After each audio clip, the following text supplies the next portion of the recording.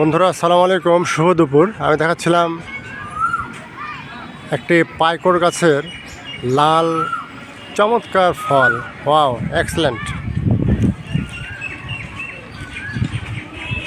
এত সুন্দর ফল ধরে আছে।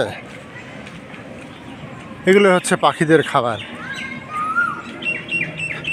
রেজেকের মালিক আল্লাহ। আল্লাহ প্রত্যেকটি প্রাণীকে এভাবে রেজেক দিয়ে থাকেন। আল্লাহ সূরা রহমানে বলছেন, ভাবে আইয়া আলাই রাব্বিকুমা তুকাজ্জিবান। তারপর what gifts will you deny, তোমরা আমার কোন কোন নিয়ামতকে অস্বীকার করবে। এই গাছের ফলগুলা কেন ছোট হলো? উত্তর হচ্ছে, বড় হলে এই গাছের ছায়ায় কেউ আশ্রয় নিতে পারত না, আর এই কারণে আল্লাহ এই গাছের ফলগুলোকে ছোট করে দিয়েছেন, যেন গাছের ছায়ায় বসে মানুষ বিশ্রাম নিতে পারে। কি সুন্দর বটের ঝুরি নেমেছে। ও এক্সেলেন্ট!